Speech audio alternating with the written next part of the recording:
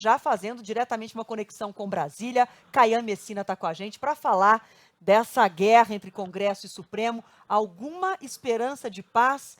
Caian, boa tarde para você.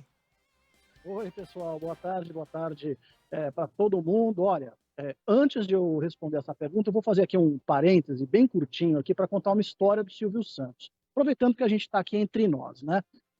Eu sou de São Paulo, uma vez eu estava cobrindo uma pauta de economia num hotel, né? Como são normalmente as pautas de economia, e a Juliana está aí que não me deixa mentir. Aí terminou a pauta, né? Tá um monte de repórter, né? Todo mundo esperando o elevador. Chamei o elevador, abri o elevador, quem estava lá dentro? Silvio Santos. Aí ficou todo mundo assim, nossa, né?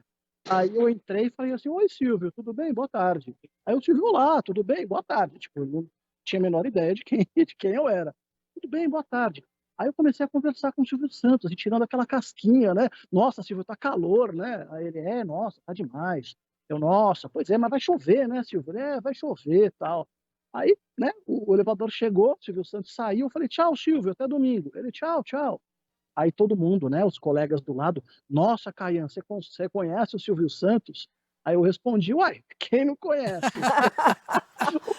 O cara tá lá todo domingo, né, gente? Então, pelo amor de Deus, mas olha, sensacional. Era um cara sensacional. Fica um beijo aí para a família, para todos os fãs. E agora vamos voltar para Capri aqui, Foi né? ótimo você abrir o parênteses aqui. Adoramos a sua história. Poucas pessoas conversaram, tiveram aquele papo de elevador com o Silvio Santos, hein? Não, Sortudo. pois é. Não, você tá vendo?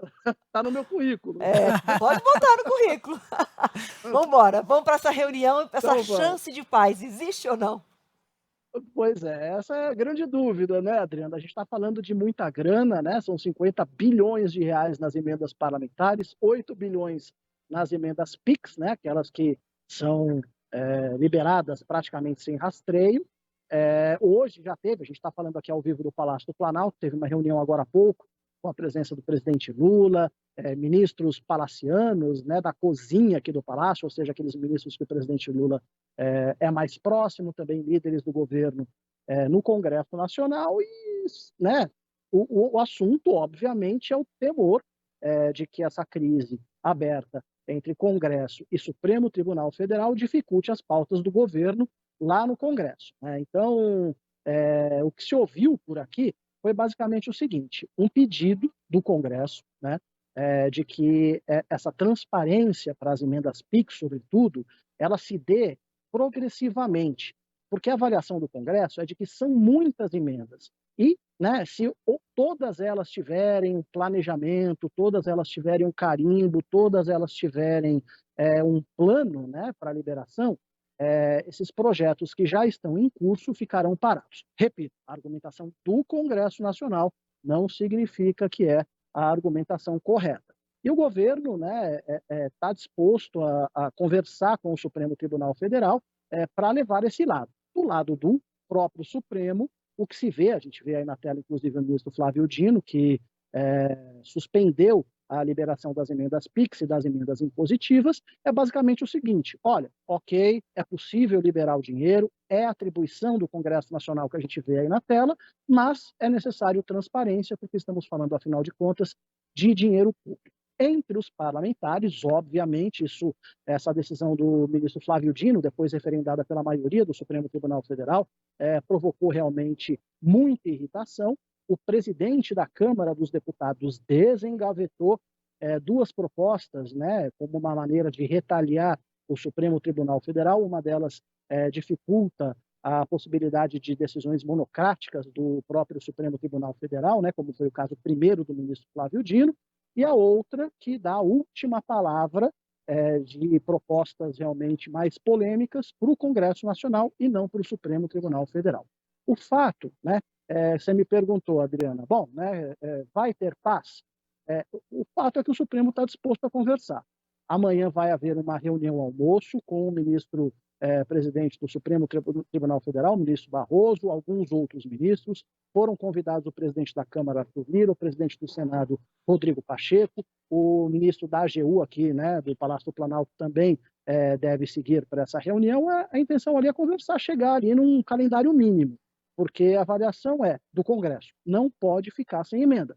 A avaliação do Supremo é: não pode ter emenda sem transparência. Então, é possível que eles cheguem ali no entendimento, e o que se desenha, né, nesse momento é transparência aos poucos, para que no ano que vem não haja mais nenhuma emenda liberada sem realmente o rastreio completo, da origem até o destino.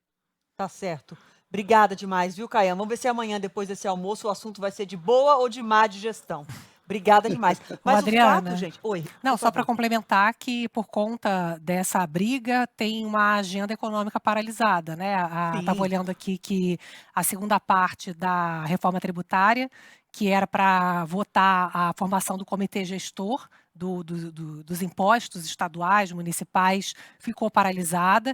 E aqui a apuração no mercado financeiro é que algumas lideranças da Câmara dizem que essa iniciativa aqui do ministro Flávio Dino foi incentivada pela cúpula do Executivo, que o presidente Lula tem dado declarações públicas criticando o fato do Congresso determinar o destino de parte do orçamento da União por meio das emendas impositivas. Então, também tem um mal-estar em relação à leitura de que o presidente Lula e o governo também possa estar estimulando aí esse movimento aí do judiciário. Então, está um climão, né? O fato é que o governo queria dar um basta nessas emendas sem rastreio. Porque quando a gente fala que não tem transparência e não dá para rastrear um dinheiro que sai dos cofres da União, para onde os parlamentares indicarem, para qualquer obra que os parlamentares quiserem, e sem ter como rastrear, sem ter como checar se de fato o dinheiro virou uma obra pública necessária, foi investido na proposta que era o que precisava para a região, se não tem rastreio nenhum, é do dinheiro público que a gente está falando, Claro, né? né? Quando a gente fala do cofre da União, a gente está falando do nosso bolso, o meu, o seu, o nosso. Então, assim, é óbvio que o rastreio precisa, que a transparência é necessária. E o governo queria dar um basta nisso. Só que isso está gerando essa guerra e, como a Ju bem destacou, também gerando atrasos em votações importantes. Mas amanhã você volta com as notícias desse almoço de amanhã. Vamos ver se até as 2 da tarde de amanhã, quando a gente abre aqui, a gente consegue saber o que resultou esse almoço. Obrigada demais, viu, Caian? Até mais. Até mais. Valeu.